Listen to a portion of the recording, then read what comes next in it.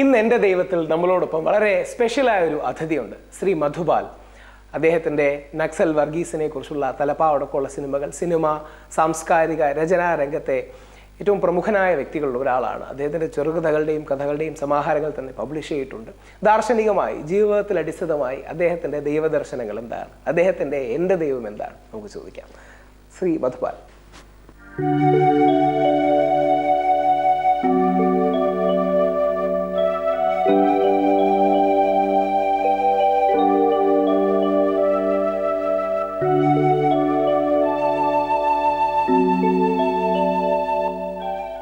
മധുപാൽ, നമ്മുടെ പ്രോഗ്രാമിന്റെ പേര് എൻ്റെ ദൈവം എന്നുള്ളതാണ്.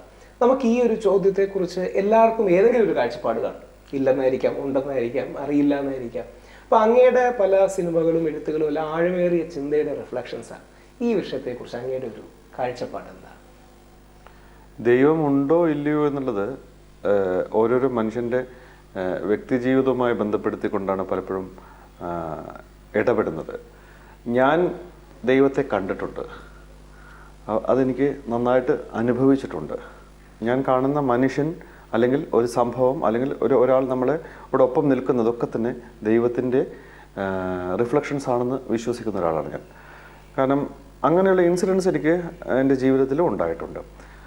ഇപ്പം നമ്മൾ പറയും, കാരണം വെച്ച് കഴിഞ്ഞാൽ ഒരു മനുഷ്യൻ ആപത്ത് കാലത്ത് അല്ലെങ്കിൽ അവൻ്റെ ജീവിതത്തിൽ ഏതെങ്കിലും സമയങ്ങളിൽ ഒരാൾ സഹായം ആവശ്യമാണെന്ന് തോന്നലുണ്ടാക്കുമ്പോൾ, ആരുമില്ല, ഞാൻ അനാഥനായോ എന്ന് പറയുന്ന ഒരവസ്ഥ ഉണ്ടാകുമ്പോൾ, എനിക്ക് കുടിക്കാനൊരു തുള്ളി വെള്ളമില്ല, ഞാൻ ശ്വസിക്കുന്ന വായു എനിക്ക് സ്വസ്ഥമായിട്ട് അകത്തേക്ക് എൻ്റെ ശരീരത്തിലേക്ക് എത്തുന്നില്ല, എനിക്ക് എവിടെയൊക്കെയോ തടസ്സങ്ങളുണ്ട് എന്ന് പറയുന്ന ഒരു വല്ലാത്ത അസന്നിഗ്ധ ഘട്ടം വരുമ്പോൾ ഒരാൾ ഞാൻ നിനക്ക് എല്ലാമായി തരുന്നു, നീ എൻ്റെ കയ്യിലേക്ക് തൊടൂ എന്ന് പറയുന്ന ഒരു മോമെൻ്റ് ഉണ്ടാകുമ്പോൾ, ആ മോമെൻറ്റിൽ അയാൾക്ക് ശ്വസിക്കാൻ ശ്വാസവും കുടിക്കാൻ ജലവും കിട്ടുന്നുണ്ടെങ്കിൽ അയാൾ ആ കാണുന്നത് ദൈവത്തെയാണെന്ന് വിശ്വസിക്കുന്ന ഒരാളാണ് ഞാൻ. നമ്മുടെ നാട്ടിൽ ഒരു ലിബറേഷൻ സ്പിരിച്വാലിറ്റി എന്ന് വിളിക്കാമെങ്കിൽ, ആ വാക്ക് ഉപയോഗിക്കാമെങ്കിൽ, അങ്ങനെ ഒരു ആശയപരിസരം ദശാബ്ദങ്ങളോളം മറന്നുപോയത് ഒരർത്ഥത്തിൽ ഇത്തരം കാര്യങ്ങളെ ബൗദ്ധികമായി വിശകലനം ചെയ്യുന്ന അങ്ങേക്ക് തോന്നുന്നുണ്ട്. അത് എന്താ പറ്റുന്ന വെച്ചാൽ, അത് ശരിക്കും നമ്മൾ മാർക്സും ലെനിനിസ്റ്റ്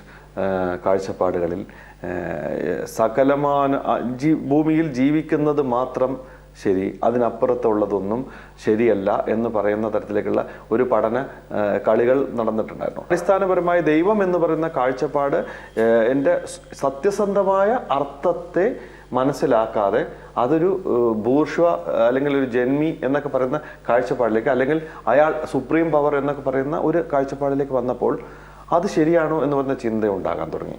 ആ ചിന്ത അതാത് കാലങ്ങളിൽ ഓരോരോ മനുഷ്യന്മാർ അവൻ്റെ താല്പര്യങ്ങൾക്കനുസരിച്ച് അതിനെ വ്യാഖ്യാനിക്കാൻ തുടങ്ങിയപ്പോൾ ആ വ്യാഖ്യാനങ്ങൾ കേട്ടു വന്ന തലമുറ പിന്നീട് ഒരു തീരുമാനത്തിലെത്തി ദൈവമില്ല. ഇനി ദൈവമില്ല എന്നുള്ളത് തിയോളജി പറഞ്ഞു വന്ന യൂറോപ്യൻ കൺട്രികളിലും ഈ പറയുന്ന അതേ അവസ്ഥ, ദൈവമില്ല, ദൈവം മരിച്ചുപോയി എന്ന് പറഞ്ഞ് നിഷ പറഞ്ഞതൊക്കെ തന്നെ ഈ പറയുന്ന ഇല്ല, ദൈവം ജീവിച്ചിരിപ്പുണ്ട് എന്ന് പറഞ്ഞ ആൾക്കാരുണ്ട്. നമ്മളെല്ലാം ഇന്ന് പറയുന്ന ഏറ്റവും പ്രധാന തിയറി ഒരു ശക്തി ഉണ്ടെന്നാണ്. സാധാരണക്കാരുടെ ചുണ്ടിലുള്ള ഏറ്റവും അവൻ പോലും അറിയാതെ യൂസ് ചെയ്യുന്ന ആർഗ്യുമെന്റ് ഒരു ശക്തിയുണ്ട്. ആ ശക്തിക്ക് ഒരു മനസ്സുണ്ടോ? ആ മനസ്സ് നമ്മൾ പറയുന്നത് കേൾക്കാനുള്ള കഴിവുണ്ടോ? ഈ പറയുന്നത് പോലെ പ്രാർത്ഥനയ്ക്ക് ഗുണമുണ്ടോ? ഈ എനർജിയും പവറും ഉണ്ടെന്നൊക്കെ പറഞ്ഞാൽ വളരെ വേഗമാണ്. അതിനൊരു മൈൻഡ് ഉണ്ടോ നമ്മൾ ഈ പറയുന്നത് കേൾക്കാനും?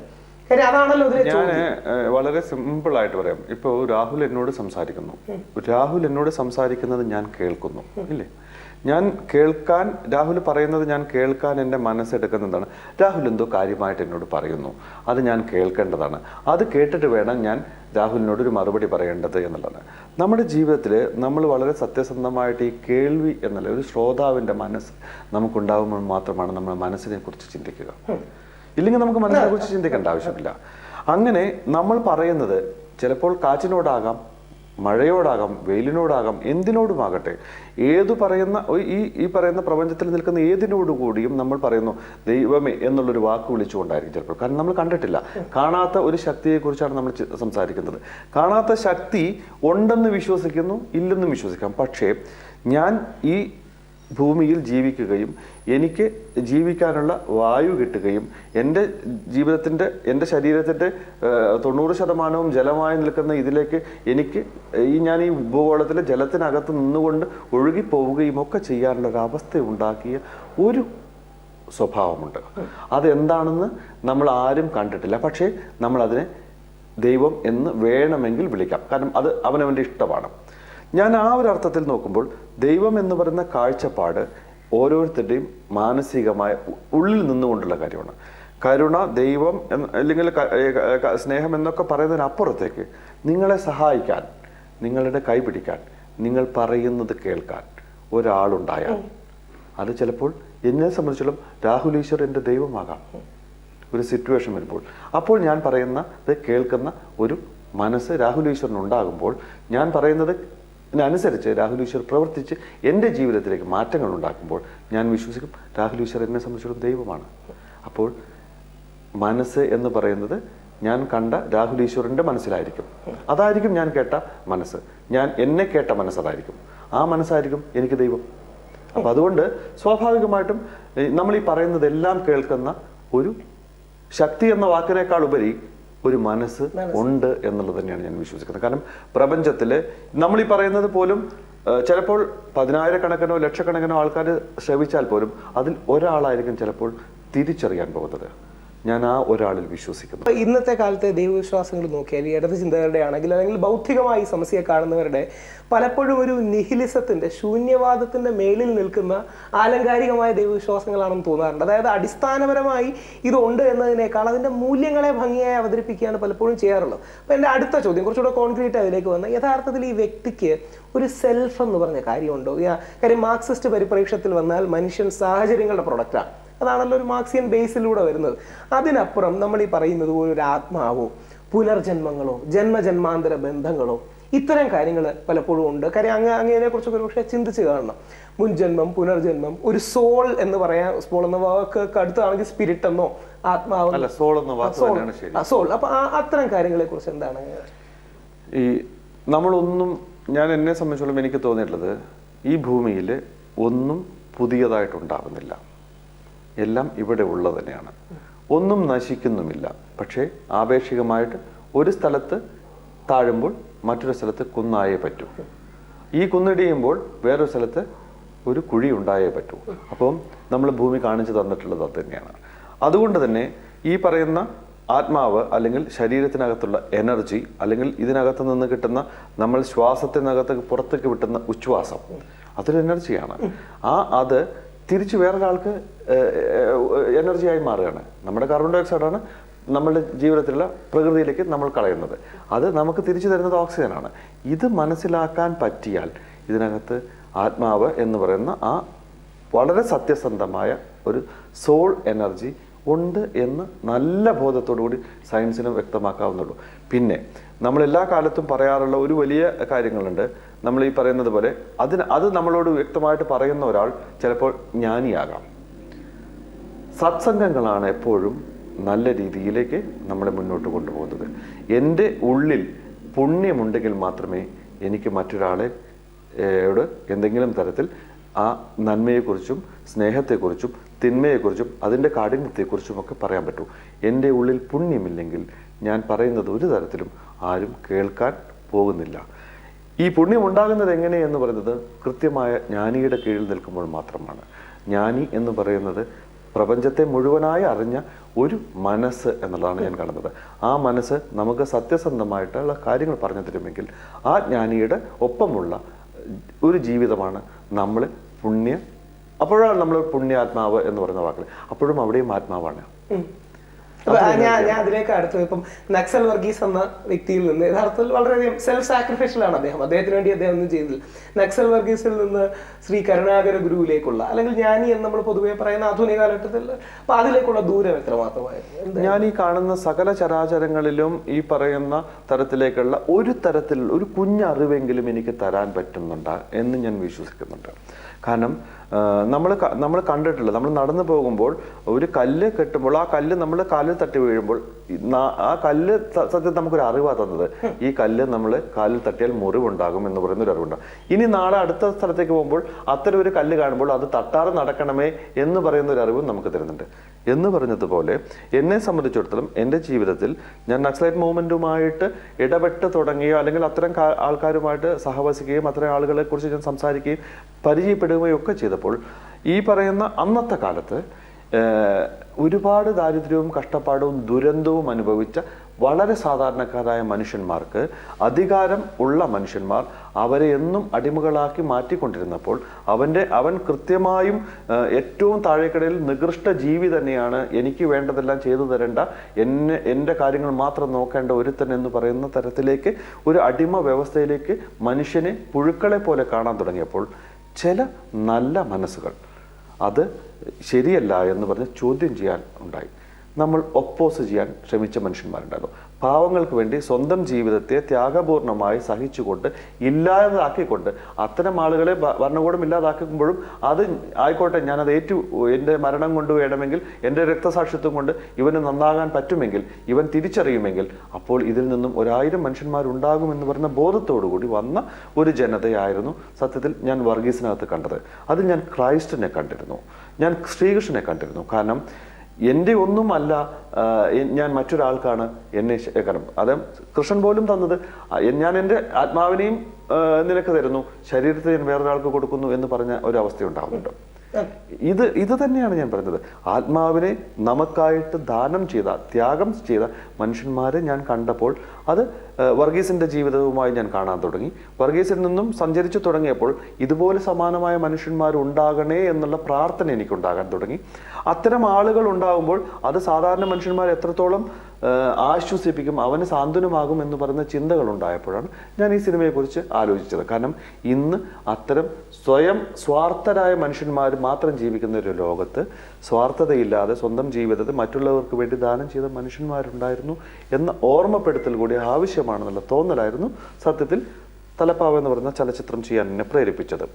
അവിടെ നിന്നും ഞാൻ സഞ്ചരിച്ചു തുടങ്ങിയപ്പോൾ ഞാൻ കണ്ടുപോയ ഒരുപാട് ഗുരുക്കന്മാർ, ഒരുപാട് വഴികൾ, ഒരുപാട് അമ്പലങ്ങൾ, ഒരുപാട് മനുഷ്യന്മാർ, ഇതൊക്കെ ഒരർത്ഥത്തിൽ എന്നെ ഇങ്ങനെ ഫിൽട്ടർ ചെയ്ത് കൊണ്ടുപോകുന്ന ഒരു രീതി ഉണ്ടായിരുന്നു. ഈ ഫിൽട്ടറിംഗ് ആണ് സത്യത്തിൽ ഞാൻ ശാന്തിഗിരിയിൽ എത്തുന്നത്. അപ്പോൾ കർണാടക ഗുരുവിനെ ഞാൻ കണ്ടു കഴിഞ്ഞപ്പോൾ ഗുരു എന്നോട് ഒന്നും ആവശ്യപ്പെട്ടില്ല, ഒന്നും ചെയ്യണം എന്ന് പറഞ്ഞില്ല, ഒന്നും ചെയ്യരുതെന്ന് പറഞ്ഞില്ല. ഞാൻ കാണുമ്പോൾ ഞാൻ എന്നെ അങ്ങേക്ക് സമർപ്പിക്കുന്നു എന്ന് പറയുന്നത് ഞാൻ മനസ്സുകൊണ്ട് നമസ്കരിച്ചു കഴിഞ്ഞപ്പോൾ എനിക്ക് കിട്ടുന്നത്, എൻ്റെ വഴി എന്ന് പറയുന്നത് സത്യത്തിൻ്റെ ഒരു വഴിയാണ്, നേർമയുടെ ഒരു വഴിയാണ്. എൻ്റെ ജീവിതം കൊണ്ട് മറ്റൊരാൾക്കെങ്കിലും ഗുണമുണ്ടാകണം. ഞാൻ പറയുന്ന വാക്ക് ഒരു കാരണവശാലും മറ്റൊരു മനുഷ്യനെ വേദനിപ്പിക്കുകയോ അവൻ്റെ സ്വസ്ഥതയെ നശിപ്പിക്കുകയോ ചെയ്യരുത് എന്നുള്ള ബോധമുണ്ടാകണം. ആ ബോധമാണ് അക്ഷരാർത്ഥത്തിൽ ശാന്തിഗിരിയിൽ നിന്ന് എനിക്ക് കിട്ടുന്നത്. ഞാൻ അത് തന്നെയാണ് ചെയ്യുന്നത്. അങ്ങ് പറയുന്ന ഒരു കർമ്മയോഗം എന്നൊക്കെ നമ്മൾ ഗീതയിലൊക്കെ പറയുന്നതിൻ്റെ ഒരു ലാഞ്ചനയുള്ളതാണ്. പക്ഷേ ഇതിനെക്കുറിച്ച് അങ്ങ് മനോഹരമായി വിശദീകരിക്കുന്നു. ഒരു സാധാരണക്കാരന്റെ കാഴ്ചപ്പാടിൽ അവൻ ഈ ബൗദ്ധികത ഒരുപക്ഷെ മനസ്സിലായിക്കൊള്ളണമെന്നില്ല. അങ്ങനെയുള്ള ഒരു ചോദിക്കുന്ന പ്രധാന ഒരു ചോദ്യമാണ്, ഈ ആത്മീയ ദാർശനിക കാര്യങ്ങൾ പറയുന്നവരെല്ലാം പറയുന്നൊരു ചില അവസ്ഥകളുണ്ട്. സമാധി എന്ന് പറയുന്നതോ ദൈവത്തെ കാണുന്നു, അതായത് നമ്മൾ വിശക്കുന്നവന്റെ മുമ്പിൽ ആഹാരമായി പ്രത്യക്ഷപ്പെടുന്ന ദൈവത്തെ അല്ല, എൻലൈറ്റ്മെന്റ് എന്നൊക്കെ പറയുന്ന ഈ ഏജിന്റെ. അപ്പൊ അത്തരം എന്തെങ്കിലും അനുഭവങ്ങളുണ്ടോ? അത്തരം കാര്യങ്ങളെ കുറിച്ചുള്ള ഒരു കാഴ്ചപ്പാടാണ്. കാര്യം ഇത്തരം കാര്യങ്ങൾ പലപ്പോഴും അങ്ങേപോലെ വെർബലി ഇന്റലിജന്റ് ആയ ഒരു വ്യക്തി മനോഹരമായി എക്സ്പ്ലെയിൻ ചെയ്യുക, അത് സാധാരണക്കാരൊരു പക്ഷെ പൂർണ്ണമായി ഗ്രഹിക്കാതിരിക്കാനതിൽ അത്ഭുതത്തോടെ നോക്കി നിൽക്കുകയാണ്. അതിനപ്പുറം നമ്മൾ ഈ പറയുന്നതിന് എന്തെങ്കിലും ഒരു എൻ പോയിന്റ് ഉണ്ടോ? ഒരു എൻലൈറ്റ്മെന്റോ സമാധിയോ സൂപ്പർ കോൺഷ്യസ് ഒന്നും വേണ്ട രാഹുൽ. ഞാൻ വളരെ സിമ്പിൾ ആയിട്ടൊരു കാര്യം പറഞ്ഞുതരാം. ഞാൻ ഈ പറഞ്ഞ തലപ്പാവ് എന്ന ചലച്ചിത്രം ചെയ്യുന്നു. കാരണം ഞാൻ എൻ്റെ ഇഷ്ടത്തിനനുസരിച്ച് ഒരു സിനിമ ചെയ്തു. ആ സിനിമ തീർന്നു കഴിഞ്ഞപ്പോൾ സ്വാഭാവികമായിട്ട് ഇതിനെ പരിപൂർണമായിട്ട് ഷൂട്ടിംഗ് കഴിഞ്ഞു, മറ്റു കാര്യങ്ങളെല്ലാം തീർന്നു വന്നപ്പോൾ ഇതിൻ്റെ ഡിസ്ട്രിബ്യൂഷൻ മറ്റു കാര്യങ്ങളിലേക്കൊക്കെ പോകുമ്പോൾ നമ്മൾ സാധാരണ ഇത് തിയേറ്ററിൽ എത്തിക്കണം. ടിപ്പിക്കൽ ഈ സ്ലാങ് എല്ലാം വിട്ടിട്ട് ഞാൻ വളരെ കൃത്യമായിട്ട് പ്ലെയിൻ ആയിട്ടുള്ള ലൈനിൽ പറഞ്ഞു, ഇത് എങ്ങനെയെങ്കിലും സിനിമയിൽ എത്തിക്കണം, തിയേറ്ററിൽ എത്തിച്ചാൽ മാത്രമേ ഞാൻ ഈ മുടക്കിയ അല്ലെങ്കിൽ എൻ്റെ പ്രൊഡ്യൂസർ മുടക്കിയ മുതൽ എനിക്ക് തിരിച്ചു കിട്ടുള്ളൂ. ഇത്തരൊരു അവസ്ഥ വരുമ്പോൾ നമ്മളൊരു ബഡ്ജറ്റ് ഇട്ടു, കാര്യങ്ങളെല്ലാം ചെയ്ത് പോയി കഴിഞ്ഞപ്പോൾ അതല്ലാത്ത ഒരു അവസ്ഥയും വരുന്നുണ്ട്. ഇത് റിലീസ് ചെയ്യാനുള്ള നിവൃത്തിയില്ലാത്ത ഒരു സിറ്റുവേഷൻ എനിക്കുണ്ടാവുന്നു. അപ്പം നമ്മൾ ആലോചിക്കുന്നത് എന്തായിരിക്കും, ഇതെങ്ങനെയെങ്കിലും ഞാൻ ചെയ്ത വർക്ക് എന്താണെന്നുള്ളത് ജനം അറിയണം. അങ്ങനെ ഇരിക്കുന്ന ഒരു ഘട്ടത്തിലാണ്, ആകെ കൂടെ ഒരു വല്ലാത്ത ഡിലെമയിൽ ഇരിക്കുന്ന ഒരു സമയത്താണ് ഞാനൊരു മനുഷ്യൻ, എൻ്റെ ഒരു സുഹൃത്ത് ഒരു ടെലിവിഷൻ സീരിയൽ ചെയ്യാൻ വേണ്ടിയിട്ട് പറയുന്ന കാര്യമായിട്ട് വന്നു. അപ്പം അത് നമുക്കൊരു സ്ഥലത്ത് പോവാണ്ട്, അപ്പോൾ ആരെടുത്താന്ന് ചോദിച്ചു. ഞാൻ വൈക്കത്തൊരു മനുഷ്യൻ്റെ അടുത്താണ് പറഞ്ഞു. അപ്പോൾ ഞാൻ വരാം. അപ്പോൾ എനിക്കറിയാം അയാളെ, അദ്ദേഹത്തെ ഞാൻ അറിയാം, അദ്ദേഹത്തിൻ്റെ കൂടെ ഞാൻ വർക്ക് ചെയ്തിട്ടുണ്ട്. പുറത്തുള്ളൊരു വിദേശിയാണ്, പുറത്ത് കമ്പനിയൊക്കെ ഉള്ള ആളാണ് അദ്ദേഹത്തിന്. അപ്പോൾ അദ്ദേഹത്തിന് സീരിയൽ ചെയ്യണമെന്നുണ്ട്, ഒന്ന് പോയി കാണാൻ പറഞ്ഞു. അങ്ങനെ പോയി കണ്ടു. അപ്പം ഞാൻ ഈ പറയുന്ന ഉദയേട്ടൻ എന്ന് പറയുന്ന ഈ മനുഷ്യൻ, വൈക്കത്തുള്ള ആ മനുഷ്യനെ എനിക്ക് നേരത്തെ അറിയാവുന്നതുകൊണ്ട് തന്നെ ഞങ്ങൾ സംസാരിച്ചു. ഈ ടെലിവിഷൻ സീരിയലിൻ്റെ കാര്യങ്ങളെല്ലാം തീരുമാനിച്ചുറപ്പിച്ച് പോരാൻ നേരത്തെ വണ്ടിയിൽ കയറുമ്പോൾ, കാറിൽ കയറുമ്പോൾ ഉദയേട്ടൻ എൻ്റെ ചോദിച്ചു, നിനക്കെന്താ ആകെ കൂടെ ഒരു വിഷമം? സാധാരണ രീതിയിൽ നീ കണ്ടു കഴിഞ്ഞാൽ എപ്പോഴും വളരെ സ്വസ്ഥമായിട്ട് സമാധാനത്തോട്, നിന്നെ കാണുമ്പോൾ എനിക്ക് സമാധാനം തോന്നാറുണ്ട്, എന്തൊരു ഡിസ്റ്റർബ്ഡ് ആയിരുന്നു. ഞാൻ സിനിമയൊക്കെ കുഴപ്പമില്ലല്ലോ, തീർന്നല്ലേ, ഷൂട്ടൊക്കെ തീർന്നില്ലേ, എന്നാ റിലീസ്? ഡേറ്റ് വെച്ചിരിക്കുന്ന August 11 റിലീസ് വെച്ചിരിക്കുകയാണ്. അല്ല അപ്പം അപ്പം ഇത് സംസാരിക്കുന്നത് ജൂലൈ മാസത്തിലാണ്, ജൂലൈ മാസത്തിൻ്റെ തുടക്കത്തിലാണ്. ഞാൻ പറഞ്ഞു അപ്പോൾ ഒന്നുമില്ല, കുഴപ്പമൊന്നുമില്ല, ഞാനൊന്നും പുള്ളിയോട് വിട്ട് പറയാനൊന്നും പോയില്ല. അപ്പോൾ എന്നോട് ചോദിച്ചു, നിനക്ക് എന്തോ പ്രശ്നമുണ്ടോ എന്ന്. നമ്മൾ എനിക്കൊരു പ്രശ്നമില്ല, ഒരു കുഴപ്പമില്ല, പടം റിലീസാണ്, ലാല് തന്നെയാണ് ഡിസ്ട്രിബ്യൂഷൻ എന്നുള്ള കാര്യങ്ങളൊക്കെ ഉണ്ടോ. അത് സത്യത്തിൽ ലാല് ഡിസ്ട്രിബ്യൂഷൻ ആകുന്ന കാര്യങ്ങളൊക്കെ നമ്മൾ വർത്തമാനം കൊണ്ട് വാക്കല്ലേ. പക്ഷേ പ്രൊവൈഡർ ഞാൻ കുറേ കൂടെ പൈസ അതിനകത്ത് ഇൻവെസ്റ്റ് ചെയ്യേണ്ട ഒരാവശ്യം കൂടെ വരുന്നുണ്ട്. ഏകദേശം ഒരു 10-20 ലക്ഷം രൂപയോളം നമ്മൾ വരേണ്ട ഒരു കാര്യങ്ങൾ വരുന്നുണ്ട്. അതാണ് അപ്പോൾ അതെനിക്ക് എൻ്റെ കയ്യിൽ പൈസ ഒന്നും ഇല്ലാതെ നമ്മൾ ഏറ്റുപിടിച്ചതാണ്, ഒരു ധൈര്യത്തിൻ്റെ പുറത്ത് ചെയ്തതാണ്. അപ്പോൾ പുള്ളി എന്നോട് പറഞ്ഞു, കുഴപ്പമൊന്നുമില്ലല്ലോ, പ്രശ്നമൊന്നുമില്ലല്ലോ. തിരിച്ച് ഞാൻ വണ്ടി കയറി ഇവിടെ വന്നു. രാവിലെ വെളുപ്പാങ്കാലത്ത് പുള്ളി കൊച്ചിയിലേക്ക് എയർപോർട്ടിലേക്ക് പോകുന്നതിന് മുമ്പ് ഒരു 3 മണിയാകുമ്പോൾ എന്നെ വിളിക്കുന്നു. ഞാൻ എന്തോ തെറ്റച്ചു, അതേ നിനക്കെന്തോ പ്രശ്നമുണ്ട്, എനിക്ക് നന്നായിട്ട് തോന്നുന്നത് നിനക്കെന്തോ പ്രശ്നമുണ്ട്, കാശിന് വല്ല ആവശ്യമുണ്ടോ എന്ന് ചോദിച്ചു. ഞാൻ പറഞ്ഞു ഒന്നുമില്ല, പൈസക്കൊന്നും ആവശ്യമില്ല, കുഴപ്പമില്ല എന്നോ പറ്റും, എന്തെങ്കിലും ഉണ്ടെങ്കിൽ ഞാൻ അവിടെ ചെന്നിട്ട് വിളിക്കാമെന്ന് പറഞ്ഞു. പുള്ളി പോയി കഴിഞ്ഞിട്ട് ഞാനിവിടെ രേഖയോട് സംസാരിച്ചു. അന്ന് എൻ്റെ ആകെ കൂടെ കുറച്ച് പൈസ ഉള്ളൂ, നമുക്കൊരു എന്ത് കിട്ടുന്നുണ്ട് രൂപ. ഞാൻ രേഖയോട് പറഞ്ഞു, എന്താ വേണ്ടത്? ഉദയേട്ടൻ പൈസ ചോദിച്ചിട്ടുണ്ട്, വാങ്ങിക്കണോ വേണ്ടയോ, അങ്ങനെ ഏതെങ്കിലും വഴിയിൽ കിട്ടും. അപ്പോൾ പറഞ്ഞു, നമുക്കൊന്നുമില്ലെങ്കിൽ നമ്മുടെ സ്ഥലമുണ്ട് വിൽക്കാം, അത് വിറ്റിട്ടെങ്കിലും പടം ഇറക്കാൻ പറഞ്ഞു. അപ്പോൾ ഞാൻ അപ്പോഴും വേണോ വേണ്ടോ എന്ന് പറഞ്ഞാൽ കൺഫ്യൂഷൻ നിൽക്കാം. പക്ഷേ തിരിച്ച് അടുത്ത ദിവസം ഉദയേട്ടൻ രാവിലെ എന്നെ വിളിച്ചിട്ട് പറഞ്ഞു, ഞാൻ എത്തി, നിനക്ക് പൈസയ്ക്ക് ആവശ്യമുണ്ട്, എത്ര രൂപയാണ് വേണ്ടത്? അപ്പം ഞാൻ സത്യത്തിൽ ഞാൻ പറഞ്ഞു പോയി, എനിക്ക് ഇത്രയും കാശ് വേണമെന്നുള്ളത്. പിറ്റത്തെ ദിവസം എനിക്ക് പൈസ എത്തുകയാണ്. ഞാൻ ഈ പറയുന്ന സത്യസന്ധമായ ഈ എലമെന്റ് തന്നെയാണ് ഞാൻ കാണുന്ന ഈശ്വരൻ. അങ്ങനെ ഒരു I have A plan for you എന്ന് യേശുദേവൻ പറയുന്നത് പോലെ പലപ്പോഴും നമ്മളെ കൈപിടിച്ച് നടത്തുകയാണ് എന്ന് തിരിഞ്ഞു നോക്കുമ്പോൾ പലപ്പോഴും തോന്നാറുണ്ട്. അങ്ങനെ പറയാമോ എന്ന് ചോദിച്ചാൽ, നമ്മളുടെ വിരലിന്റെ അറ്റത്ത് ദൈവത്തിന്റെ നമ്മളൊരു അനശ്വരമായ, നമ്മൾ കണ്ടിട്ടില്ലാത്ത അദൃശ്യമായ ഒരു സ്പർശമുണ്ട് എന്ന് ഞാൻ വിശ്വസിക്കുന്നുണ്ട്. ആ സ്പർശം തന്നെയാണ് നമ്മളെ മുന്നോട്ട് കൊണ്ടുപോകുന്നത്. ഇപ്പൊ അങ്ങേ പോലൊരു ചിന്തകനും കൂടിയായ വ്യക്തിക്ക് ദൈവം എന്ന് ഒരുപാട് മിസ്അണ്ടർസ്റ്റാൻഡ് ചെയ്യപ്പെടുന്ന ഒരു ടീമാണ്. നമുക്ക് ദൈവങ്ങളുണ്ട്, ദൈവത്തിന്റെ വ്യാപാരമുണ്ട്, ദൈവം ഒരു വ്യവസായമാണ്, ഒരു കൊമേഴ്ഷ്യലൈസ്ഡ് ഇൻഡസ്ട്രിയാണ് ദൈവം. അപ്പം ദൈവം എന്നൊരു ദാർശനികമായ ജീവിതത്തിലെ ഏറ്റവും പേഴ്സണലായ ഒരു ടോപ്പിക്കിനെ കുട്ടികൾക്കും മക്കൾക്കൊക്കെ ഇൻട്രൊഡ്യൂസ് ചെയ്യുമ്പോൾ പേരൻസ് എന്ത് രീതിയിലാണ് ഒരു പിച്ചിന് കൊടുക്കേണ്ടത്? സിമ്പിളാണ് രാഹുൽ. ഞാൻ പറയുന്ന ദൈവം എന്ന് പറയുന്നത് എനിക്ക് എൻ്റെ അച്ഛനും അമ്മയാണ്. അവരാണ് എന്നെ ഈ പറയുന്ന ഒരവസ്ഥയിലേക്ക് മാറ്റിയിട്ടുള്ളത്.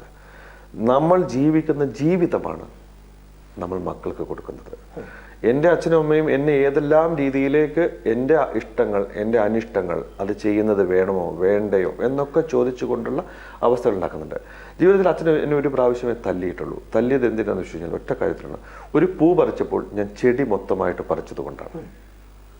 അതിനാണ് എന്നെ അച്ഛൻ തല്ലിയത്.